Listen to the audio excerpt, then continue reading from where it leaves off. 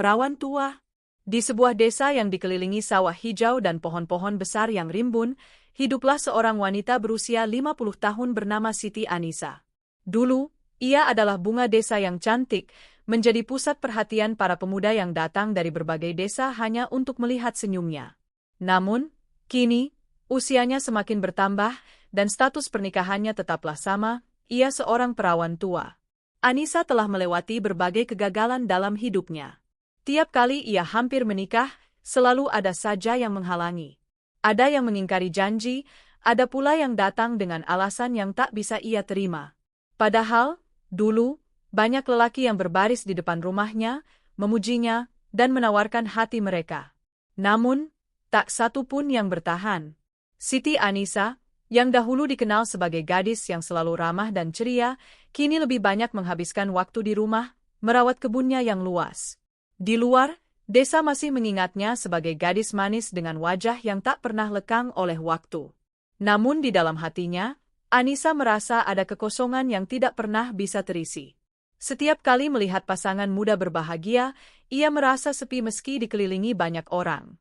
Ia ingat betul masa-masa ketika ia masih muda dan hidup penuh dengan harapan. Ada dua pemuda yang hampir membuatnya melupakan masa depan sebagai perawan tua. Yang pertama adalah Rudi, seorang pemuda yang bekerja sebagai guru di sekolah desa. Rudi sangat menyayanginya, dan mereka berencana untuk menikah. Namun, tak lama sebelum hari pernikahan, Rudi harus pindah ke kota untuk melanjutkan karirnya. Tak ada lagi kabar dari Rudi setelah itu. Hati Anisa hancur. Yang kedua adalah Joko, seorang pria yang dulu bekerja sebagai petani di desa. Joko datang dengan penuh harapan, dan Anisa pun merasakannya. Mereka menjalani masa pacaran yang bahagia, dan semua orang di desa tahu bahwa mereka adalah pasangan yang cocok. Namun, tiba-tiba, Joko jatuh sakit parah dan harus dirawat di rumah sakit. Setelah berbulan-bulan berjuang, akhirnya Joko meninggal dunia, meninggalkan Anisa dalam kesedihan yang mendalam. Sekarang, setelah puluhan tahun berlalu, Anisa sering duduk di beranda rumahnya, memandangi jalanan desa yang sepi. Meski ia telah berusaha untuk menerima kenyataan, hati kecilnya tetap berjuang melawan rasa kesepian yang terus datang. Ia tahu, perasaan itu akan terus mengikutinya, seiring dengan bertambahnya usia. Namun, suatu hari, sebuah kejadian tak terduga mengubah segalanya. Seorang lelaki datang ke desa, seorang pengusaha muda yang baru saja membeli tanah di sekitar desa. Namanya Arif. Ia berasal dari kota besar dan datang dengan tujuan untuk mengembangkan lahan di sekitar desa tersebut. Arif mendekati Anisa dengan cara yang berbeda. Ia tidak terburu-buru, tidak mengejarnya seperti pemuda-pemuda di masa lalu. Namun, ada sesuatu yang berbeda di mata Arif, sesuatu yang membuat Anisa merasa ada harapan baru dalam hidupnya. Apakah kali ini Anisa akan mendapatkan kebahagiaan yang telah lama ia impikan?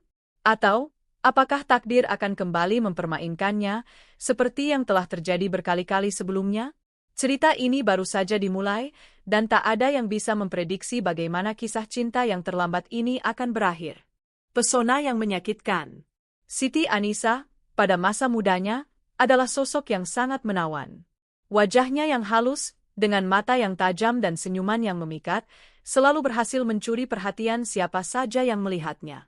Rambutnya yang panjang terurai, hitam berkilau, dan kulitnya yang putih seperti porselen, menjadikannya pusat perhatian di setiap kesempatan. Setiap kali berjalan di pasar atau duduk di dekat sumur, ada saja lelaki yang menatapnya dengan kekaguman. Namun, di balik pesona yang dimilikinya, ada satu hal yang seringkali membuat orang-orang di sekitarnya merasa tak nyaman. Mulutnya. Siti Anisa memiliki kebiasaan yang sulit diubah. Setiap kali ia berbicara, kata-katanya cenderung menyakitkan, langsung menusuk tanpa memikirkan efeknya. Ia berbicara dengan tegas, kadang bahkan tanpa menyaring apa yang ada di pikirannya.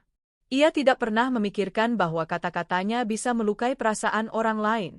Dulu, ia tidak terlalu memperhatikan ini, merasa bahwa wajah cantiknya cukup untuk menebus segalanya. Di matanya, orang-orang akan tetap memaafkannya, karena dia adalah si cantik yang selalu mendapat perhatian di setiap kesempatan. Bahkan para lelaki yang terpikat padanya pun seringkali mengabaikan kejanggalan dalam sikapnya. Mereka lebih tertarik pada paras cantiknya, lebih memilih menahan sakit hati daripada kehilangan kesempatan untuk dekat dengannya. Ada satu kejadian yang sangat jelas diingat oleh Anissa. Suatu hari, ketika dia masih remaja, seorang pemuda bernama Dedi yang berasal dari desa tetangga datang untuk melamarnya. Dedi, yang dikenal baik hati dan sopan, mengajaknya berbicara di bawah pohon besar di pinggir desa, tempat biasa para pemuda mendekati gadis yang mereka sukai. Dedi, dengan penuh harap, mengungkapkan perasaannya kepada Anissa. Anissa, aku sudah lama menyimpan perasaan padamu. Aku ingin kamu menjadi istriku. Aku ingin kita hidup bersama, membangun masa depan bersama. Namun, daripada merespons dengan lembut atau bahkan sekadar mengucapkan terima kasih, Anissa hanya menatapnya dengan mata tajam dan berkata, "Kamu hanya orang biasa. Siapa yang mau menikah denganmu? Cobalah lihat dirimu di cermin dulu." Dedi terdiam, wajahnya memerah karena malu. Meski ia tahu bahwa Anissa hanya berbicara begitu karena ketidaksadarannya, rasa sakit tetap tak terhindarkan. Beberapa hari setelah itu, Dedi tidak pernah lagi terlihat di sekitar desa. Anissa mendengar kabar bahwa Dedi memilih untuk pergi ke kota, meninggalkan semua kenangan tentang desa itu. Anissa merasa tidak ada yang salah dengan sikapnya. Baginya, ia hanya berbicara jujur, tanpa menyadari bahwa kebenaran itu bisa begitu menyakitkan. Lagi pula, di matanya, wajah cantiknya selalu cukup untuk menghapus semua keburukan dari kata-katanya. Namun, di dalam hati, Anissa mulai merasakan kesepian yang tak bisa ia ungkapkan. Seiring berjalannya waktu, ia sadar bahwa tidak semua orang bisa memaafkan kata-kata tajam yang keluar dari mulutnya, meskipun ia selalu mendapatkan apa yang ia inginkan berkat kecantikannya. Ia melihat bagaimana banyak perempuan lain yang mungkin tidak seindah dirinya, namun mampu membuat orang lain merasa nyaman dan dihargai. Mereka berbicara dengan lembut dan penuh perhatian, memikat hati tanpa harus merusak perasaan. Anissa merasa cemas, apakah kelak, ketika usianya semakin bertambah, ia akan tetap diterima dengan cara yang sama? Apakah kecantikannya akan terus menjadi alasan bagi orang-orang untuk memaafkan kebiasaan buruknya? Kini, setelah bertahun-tahun berlalu, ia mulai lebih bijaksana dalam berbicara, walaupun kadang-kadang kata-kata tajamnya masih muncul begitu saja. Ia mulai belajar bahwa kecantikan memang memikat, tetapi kebaikan hati dan perhatian kepada orang lainlah yang akan bertahan lebih lama. Namun, perubahan ini datang terlambat. Hati-hati yang pernah terluka, sudah terlalu lama terpendam. Dan, di tengah perjalanan hidupnya yang penuh dengan penyesalan dan kebodohan masa lalu, muncul Arif, seorang lelaki yang tidak terlalu tertarik dengan kecantikannya, tetapi lebih pada kepribadiannya. Arif yang datang dengan cara yang berbeda, perlahan mengajarkan Anissa bahwa ada hal-hal dalam hidup ini yang tidak bisa dibeli dengan wajah cantik atau perhatian sementara. Namun, apakah Arif bisa bertahan dengan sikap Anissa yang terkadang masih sulit untuk berubah? Cerita tentang Anissa masih berlanjut, dan setiap detik yang berlalu membawanya lebih dekat pada pembelajaran besar dalam hidup yang mungkin akan membuka matanya lebih lebar dari sebelumnya. Doa yang tertangkap alam. Suasana desa yang biasanya tenang dan damai sore itu tampak berbeda. Angin bertiup kencang, dan awan gelap perlahan menyelimuti langit. Anissa berjalan dengan langkah tegap di jalan utama desa, mengenakan baju kebaya yang anggun, rambutnya yang panjang tergerai. Seperti biasa, mata pemuda-pemuda desa tak lepas menatapnya. Mereka semua tahu siapa Anissa, gadis cantik yang selalu menjadi pusat perhatian. Tapi hari itu, Anissa tidak dalam suasana hati yang baik. Beban hidup yang terasa semakin berat membuatnya enggan untuk tersenyum. Setiap langkah terasa lebih berat dari sebelumnya, dan hatinya dipenuhi rasa kesepian yang semakin menyiksa. Ia merasa seperti terperangkap dalam kehidupan yang tidak pernah memberinya kebahagiaan sejati. Seperti sebuah rutinitas tanpa akhir, perasaan itu semakin menggerogoti jiwa.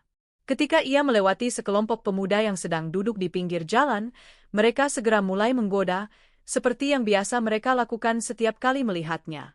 "Anissa, hari ini kelihatannya lebih cantik dari biasanya," kata seorang pemuda, disertai tawa nakal dari teman-temannya. Anissa yang sudah merasa kesal sejak pagi itu hanya diam, berusaha untuk tidak menggubris mereka. Tapi kata-kata pemuda itu terus berlanjut, semakin genit dan semakin menjengkelkan. "Mau jalan bareng, Anissa? Jangan sampai usiamu terus bertambah, nanti bisa terlambat, loh, ujar pemuda lain dengan nada bercanda. Pada titik ini, kesabaran Anissa habis. Ia berbalik dengan tatapan tajam yang tak pernah ia tunjukkan sebelumnya.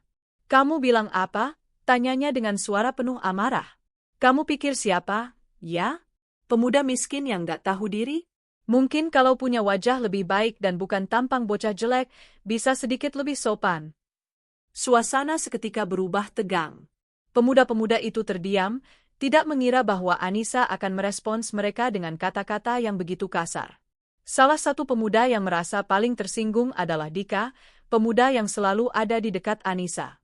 Dika sudah lama tertarik padanya, tapi setiap kali ia mencoba untuk mendekat, ia selalu diperlakukan dengan acuh tak acuh dan kini, dengan kerasnya, Anissa justru melontarkan kata-kata menyakitkan.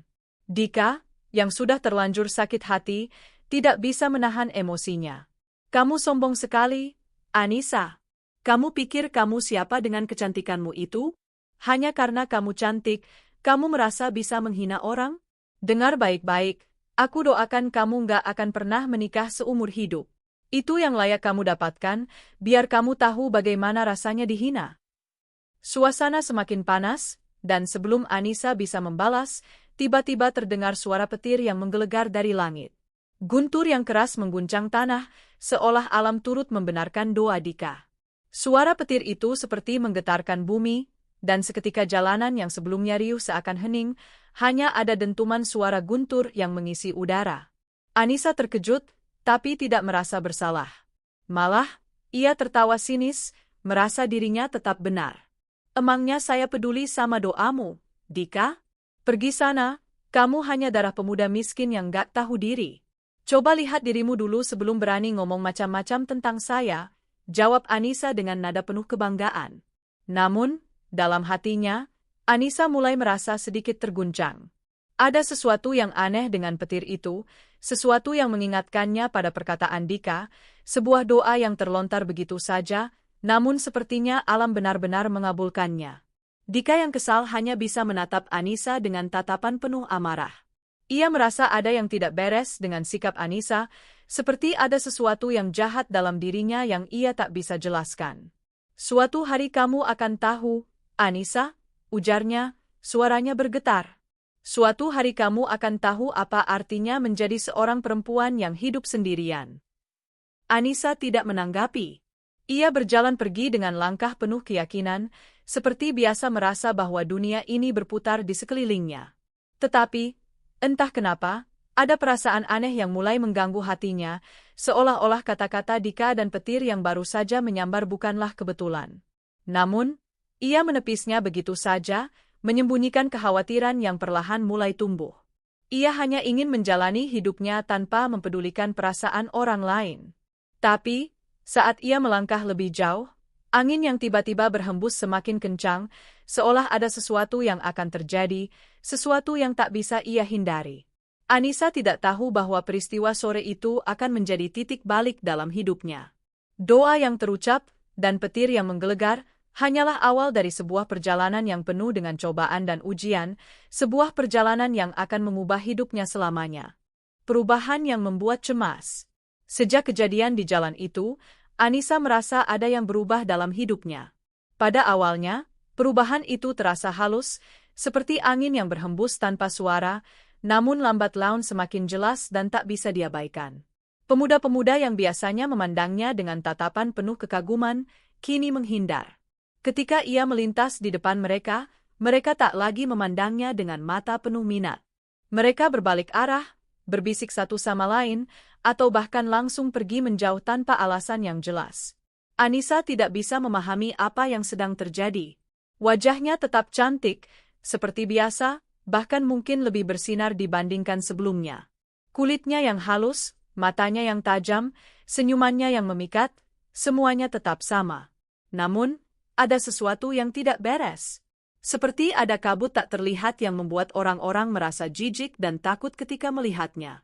Puncaknya terjadi ketika seorang pemuda dari desa tetangga datang untuk melamarnya. Namanya Ardi, seorang pemuda yang dikenal sopan dan penuh perhatian. Ardi sudah lama menaruh hati pada Anissa, dan akhirnya ia memutuskan untuk melamar. Keluarga Anissa pun senang mendengarnya, karena ini adalah kesempatan emas bagi Anissa untuk memulai kehidupan baru. Namun, tak lama setelah mereka berdua berbicara, Ardi tiba-tiba mengundurkan diri tanpa penjelasan yang jelas. "Maafkan saya, Anissa. Saya rasa kita tidak cocok," kata Ardi dengan wajah cemas, berusaha menghindari tatapan Anissa yang penuh kebingungannya. "Saya rasa saya tidak bisa melanjutkan niat baik ini. Semoga kamu mendapatkan kebahagiaan." Anissa terpana. Tidak ada alasan yang jelas mengapa Ardi mundur. Ia bahkan tidak memberikan penjelasan lebih lanjut. Hanya kata-kata singkat itu yang menggantung di udara, dan Ardi pergi begitu saja, meninggalkan Anissa dengan kebingungannya. Hari-hari berikutnya semakin aneh. Setiap kali ada pemuda yang mencoba mendekati Anissa, entah itu untuk sekadar berbincang atau bahkan sekadar menawarkan perhatian, mereka tiba-tiba mundur. Ada yang tiba-tiba pergi tanpa kata-kata, ada yang menghindar ketika bertemu di jalan, dan ada juga yang dengan tegas menolak ketika Anissa mencoba membuka percakapan. Anissa merasa seperti ada sesuatu yang tak beres dengan dirinya.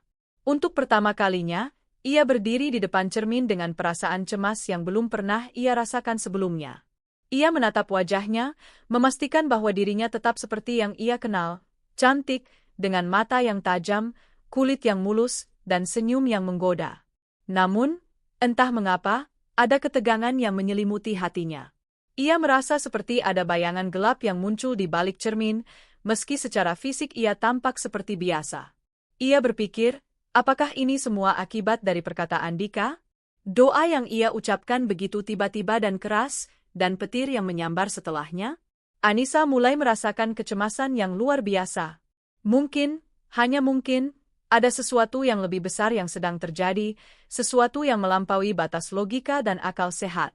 Pernahkah ia terlalu sombong? Pernahkah sikapnya yang kasar dan kata-kata tajamnya menjadi bumerang yang kini menghantuinya? Ia tidak tahu jawaban pasti, tapi satu hal yang jelas, keadaannya mulai berubah dengan cara yang tidak pernah ia bayangkan sebelumnya. Tidak hanya Anissa yang merasa cemas. Orang tua Anissa juga mulai khawatir. Mereka yang dulu selalu mendukung dan mengagumi kecantikan putri mereka kini merasakan ketegangan yang sama. Mereka mulai berbicara khawatir tentang masa depan Anissa, tentang kemungkinan bahwa anak mereka tidak akan pernah menemukan jodoh. "Kita harus melakukan sesuatu, Anissa," kata ibunya, dengan nada yang penuh kecemasan. "Ini sudah terlalu lama. Semua pria yang mendekatimu selalu mundur begitu saja. Apa yang terjadi dengan dirimu?" Ayah Anissa, yang biasanya lebih tenang, kini juga tidak bisa menyembunyikan kegelisahannya. "Kita harus mencari cara untuk mengembalikan keadaan ini, Anissa. Tidak bisa terus begini. Tak ada yang mau mendekat, tak ada yang ingin melamarmu. Apa yang salah?" Anissa tidak bisa menjawab. Ia hanya diam, menatap kedua orang tuanya dengan rasa bersalah yang semakin besar. Ia merasa telah mengecewakan mereka, meskipun ia tidak tahu apa yang harus ia lakukan untuk mengubah keadaan ini. Ia mulai berpikir, apakah semua ini merupakan akibat dari perbuatannya sendiri? Apakah doanya Dika benar-benar terwujud? Apakah kata-kata tajamnya yang menyakitkan pada pemuda itu akhirnya membuat alam merespons dengan cara yang tak terduga? Keputusasaan mulai merayapi hati Anissa. Namun, ia tidak bisa terus berada dalam kebingungannya. Ia tahu bahwa ia harus mencari jawabannya untuk dirinya dan keluarganya. Mungkin, hanya dengan menerima kenyataan dan mencari cara untuk memperbaiki dirinya, ia bisa mengubah takdir yang sepertinya sudah tertulis di langit. Dengan langkah yang lebih berat dari sebelumnya, Anissa memutuskan untuk pergi mencari jawaban, untuk menemukan apa yang sebenarnya terjadi padanya dan bagaimana ia bisa menghadapinya. Ia tidak tahu apa yang akan ia temui, namun satu hal yang pasti, perubahan ini adalah panggilan untuknya, panggilan yang tidak bisa ia abaikan. Mencari Dika. Hari demi hari berlalu, namun keadaan Anissa semakin memburuk. Meski wajahnya tetap cantik seperti dulu, kecantikan itu tak lagi mampu menarik perhatian orang. Bahkan, tatapan para pemuda yang dulu penuh dengan rasa kagum kini berubah menjadi ketakutan dan rasa jijik. Tak hanya itu, setiap kali dia berusaha mendekati mereka, Pemuda-pemuda itu langsung menghindar, seperti ada sebuah kekuatan tak terlihat yang menjauhkan mereka darinya. Kehidupan Anissa yang dulu penuh dengan kemewahan perhatian kini berubah menjadi kesepian yang mencekam. Di dalam rumahnya, dia mulai merasa seperti terkurung. Setiap kali keluar rumah, ia merasakan betapa semua mata menghindar darinya, dan kata-kata kasarnya di masa lalu semakin membayangi dirinya. Kepercayaan dirinya yang dulu begitu tinggi kini hancur berkeping-keping. Ia bahkan mulai meragukan dirinya sendiri, merasa bahwa mungkin memang ada sesuatu yang salah dalam dirinya yang tak bisa dilihat oleh mata orang lain. Orang tua Anissa, yang dulu selalu bangga dengan kecantikan putri mereka, kini merasakan kepedihan yang sama. Mereka sudah mencoba berbagai cara untuk mengembalikan kehidupan Anissa seperti semula. Sejak kejadian yang membuat putri mereka terisolasi, mereka tidak tinggal diam. Mereka berusaha mencari bantuan dari berbagai pihak, mulai dari dukun hingga orang-orang pintar yang dikenal mampu mengatasi masalah seperti ini. Namun, meskipun sudah banyak tempat yang mereka datangi, tak ada satupun yang bisa memberikan jawaban atau perubahan yang berarti. Pernah sekali, mereka menemui seorang dukun yang terkenal karena kemampuannya dalam membuka aura seseorang. Dukun itu mengamati Anissa dengan cermat, memandang wajahnya dan meraba bagian-bagian tubuhnya. Namun, setelah beberapa saat, dukun itu hanya menggelengkan kepala. Saya tidak bisa membantu, aura anak ini sudah terhalang oleh sesuatu yang sangat kuat. Hanya orang tertentu yang bisa membuka itu, ujar dukun itu dengan suara berat. Anissa yang mendengarnya merasa frustasi, merasa bahwa semua usahanya sia-sia. Ia mulai menarik diri lebih dalam, bahkan ia enggan untuk keluar rumah. Setiap kali orang tuanya mencoba memintanya untuk pergi ke pasar atau sekadar berjalan-jalan, Anissa selalu menolak dengan alasan yang semakin lama semakin terasa mengada-ada. Aku tidak mau bertemu siapa-siapa, katanya, suara lemah penuh ketakutan.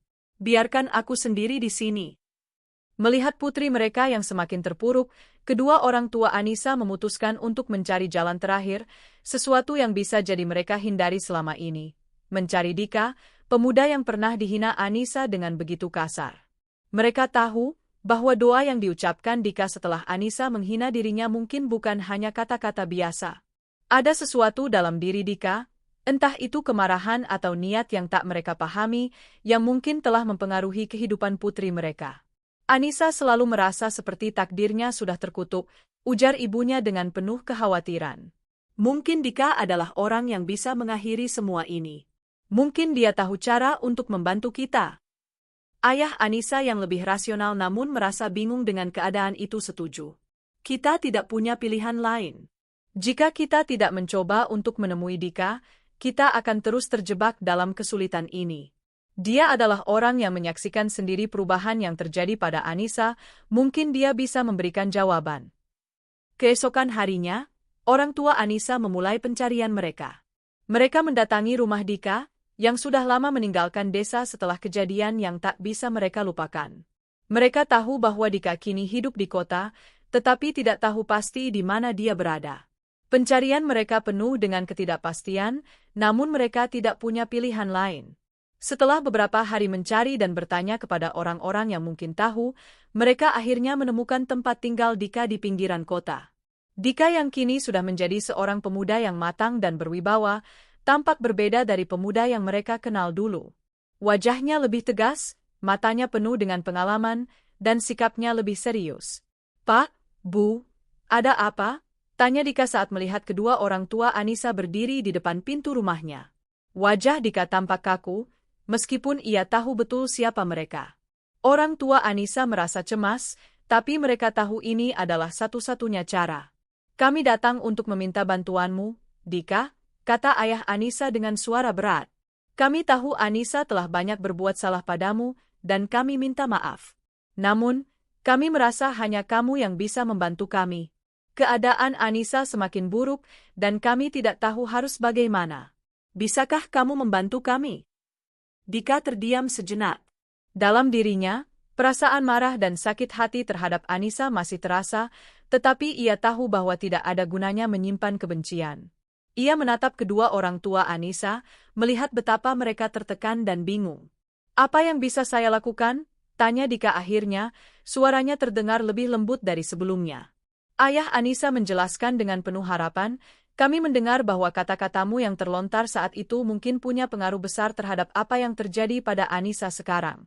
Kami ingin tahu apakah kamu bisa melakukan sesuatu untuk memperbaikinya. Dika menarik napas panjang, mengingat masa lalu yang pahit. Setelah beberapa saat, ia akhirnya mengangguk. Saya akan bantu. Tapi, ada syaratnya. Orang tua Anissa menatapnya penuh harap, apa yang harus kami lakukan? Dika menghela napas. Saya tidak ingin Anissa hanya diberi jalan keluar begitu saja. Dia harus menghadapi kenyataan, meminta maaf, dan belajar untuk berubah. Jika dia tidak bisa melakukan itu, maka tidak ada yang bisa saya lakukan. Kehadiran Dika kini memberi secercah harapan, meski tidak ada yang tahu apa yang akan terjadi selanjutnya. Anissa, yang selama ini bersembunyi dari dunia luar, harus menghadapi kenyataan bahwa untuk menyembuhkan dirinya, dia harus terlebih dahulu menyembuhkan hati yang pernah ia lukai. Pilihan terakhir. Malam itu, seperti banyak malam lainnya, Anissa terlelap dalam tidurnya yang gelisah. Namun, malam itu ada sesuatu yang berbeda. Dalam tidurnya, ia mendapati dirinya berada di sebuah tempat yang tidak ia kenal, sebuah tempat yang gelap dan sunyi. Di sana, ia melihat sosok yang begitu familiar, sosok yang sudah lama ia lupakan. Dika. Dika berdiri di depannya, mengenakan pakaian yang sama seperti dulu, dengan senyum yang khas, senyum yang pernah membuat Anissa merasa begitu dihargai. Namun, kali ini, senyum itu terasa berbeda, penuh dengan ironi dan kebencian yang tak terungkapkan. Dika? Anissa bertanya, suaranya terdengar gemetar. Kenapa kamu ada di sini? Dika tertawa, namun tawa itu terdengar asing, bahkan menyeramkan. Kenapa aku ada di sini, Anissa? Kau bahkan tidak ingat kata-kataku, bukan? Jawab Dika, suaranya penuh dengan nada yang sulit dipahami. Sudah terlalu lama aku pergi, tapi kau tetap saja tidak berubah. Melihatmu sekarang, aku tidak bisa menahan tawa. Kau masih perawan tua, tak ada yang mau menikah denganmu. Kau dapat apa dari sikapmu yang kasar itu? Anissa merasa hatinya seperti dihantam batu. Ia merasa seolah semua kesedihan, penyesalan, dan penolakan yang ia alami selama ini mengalir keluar begitu saja. Ia ingin menjelaskan, ingin meminta maaf, tetapi kata-katanya terasa kosong. Dika sudah pergi, dan tidak ada yang bisa mengubah kenyataan itu. Tiba-tiba, mimpi itu berubah. Anissa berada di sebuah tempat lain, sebuah desa yang asing baginya. Di sana, seorang lelaki tua muncul, seorang kakek yang tampak sangat tua, mungkin berusia 100 tahun. Lelaki itu tersenyum kepadanya, tapi senyum itu terasa begitu aneh, seperti senyum yang penuh dengan rasa ingin memiliki. Aku dengar kau masih belum menikah, Anissa, kata kakek itu dengan suara parau. Aku punya banyak istri, tapi aku bersedia menikahimu, jika itu yang kau inginkan. Di kampung sebelah, aku adalah satu-satunya yang masih mau menerima wanita sepertimu. Anissa terpaku, tidak tahu harus berkata apa. Ia merasa hatinya terkoyak, tetapi tidak ada pilihan lain. Kakek itu, dengan usia yang begitu tua, satu-satunya lelaki yang mau menikahinya. Tidak ada lagi harapan, tidak ada lagi cinta yang datang. Mimpi itu seolah mengisyaratkan bahwa Anissa harus menerima kenyataan yang begitu pahit. Pagi harinya, Anissa terbangun dengan perasaan cemas yang mendalam. Mimpi itu terasa begitu nyata, seakan-akan itu bukan hanya sekadar mimpi, melainkan sebuah pertanda dari takdir yang tidak bisa dihindari. Ia tahu, jika ia terus mengabaikan kenyataan ini, ia akan semakin terpuruk dalam kesepian yang lebih dalam. Keesokan harinya, setelah perasaan cemas itu mendorongnya untuk berbicara, Anissa akhirnya menceritakan mimpi itu kepada orang tuanya. Ibu, ayah, katanya dengan suara pelan, aku bermimpi bertemu Dika, dia sudah meninggal, dan dalam mimpi itu, aku dipertemukan dengan seorang kakek yang sudah berusia 100 tahun. Dia satu-satunya orang yang mau menikahiku. Orang tua Anissa yang mendengarkan cerita itu terdiam sejenak, seolah tidak percaya dengan apa yang mereka dengar. Namun, mereka tahu betapa beratnya keadaan putri mereka. Setelah berdiam diri beberapa lama, ayah Anissa akhirnya berkata dengan suara penuh kekhawatiran, "Jadi, kamu akan menikah dengan kakek itu?" Anissa mengangguk dengan rasa putus asa. Tidak ada pilihan lain, ayah. Kakek itu sudah memiliki 5 istri, dan dia bersedia menjadikanku istri ke-6, hanya agar aku tidak terus hidup dalam kehinaan dan kesendirian. Kedua orang tua Anissa merasa berat hati, tetapi mereka tahu bahwa tidak ada lagi yang bisa mereka lakukan. Mereka memutuskan untuk menemui kakek tersebut untuk memastikan bahwa keputusan Anissa bukanlah keputusan yang diambil secara gegabah. Hari itu, mereka pergi ke kampung sebelah, ke rumah kakek yang usianya sudah lebih dari 100 tahun. Kakek itu menyambut mereka dengan senyum lebar, meski wajahnya sudah keriput dan tubuhnya rapuh. Aku sudah mendengar banyak tentang Anissa, katanya dengan suara parau. Dia akan menjadi istri ke-6ku. Aku tahu dia tidak punya pilihan lain, dan aku akan merawatnya dengan baik. Anissa menatap kakek itu dengan mata kosong. Ia merasa hatinya hancur, tetapi tidak ada lagi pilihan lain. Ketika ia melihat kakek itu berbicara dengan penuh percaya diri, seolah-olah ia telah menerima keputusan itu, ia merasa bahwa hidupnya telah berakhir tanpa adanya kebahagiaan yang sejati. Jika ini jalan satu-satunya, kata Anissa pelan, aku terima. Keputusan itu bukanlah keputusan yang diinginkannya, tetapi takdir seakan mengarahkannya pada jalan yang tak pernah ia bayangkan sebelumnya. Dalam hati, ia menyadari bahwa mungkin hidupnya tidak akan pernah seperti yang ia impikan, dan mungkin ia harus belajar menerima kenyataan pahit ini. Namun, meskipun tak ada kebahagiaan yang datang, Anissa tahu bahwa ia harus menjalani hidupnya. Dan meskipun pernikahannya dengan kakek itu bukanlah kisah cinta yang ia impikan, ia berjanji pada dirinya sendiri untuk menjalani hidup dengan sebaik-baiknya, meski segala sesuatunya terasa hampa dan kosong. Kisah Anissa mengingatkan kita bahwa dalam kehidupan ini, kesombongan, kata-kata kasar, dan sikap yang tidak bijaksana terhadap orang lain bisa membawa akibat yang tidak kita inginkan. Dalam ayat Al-Quran, Allah Subhanahu wa Ta'ala mengingatkan kita untuk menjaga lisan dan memperbaiki hubungan dengan orang lain. Sebagaimana dalam surah Al-Hujurat 49:11, Allah berfirman, "Wahai orang-orang yang beriman, janganlah suatu kaum mengolok-olok kaum yang lain, boleh jadi mereka yang diolok-olok lebih baik dari mereka." Kisah ini mengajarkan kita untuk lebih berhati-hati dalam berbicara, karena kata-kata yang kita ucapkan bisa memberikan dampak yang besar dalam hidup kita dan orang lain. Anissa, dengan kata-katanya yang tajam, akhirnya merasakan akibat dari sikap yang tidak bijaksana. Namun, meskipun begitu, Allah Subhanahu wa Ta'ala memberi kita kesempatan untuk bertaubat dan memperbaiki diri. Dalam surah At-Tahrim 66:8, Allah berfirman, "Wahai orang-orang yang beriman, bertaubatlah kepada Allah dengan taubat nasuha, taubat yang sebenar-benarnya. Mudah-mudahan Tuhanmu menghapuskan kesalahan-kesalahanmu dan memasukkanmu ke dalam surga yang mengalir di bawahnya sungai-sungai." Semoga kisah ini menjadi pelajaran bagi kita semua untuk menjaga lisan, bersikap rendah hati, dan senantiasa bertaubat atas segala kesalahan yang telah kita lakukan.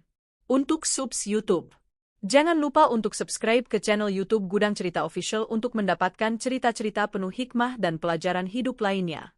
Jangan lewatkan setiap update yang kami sajikan untuk memberi inspirasi dan memperkaya wawasan kita semua.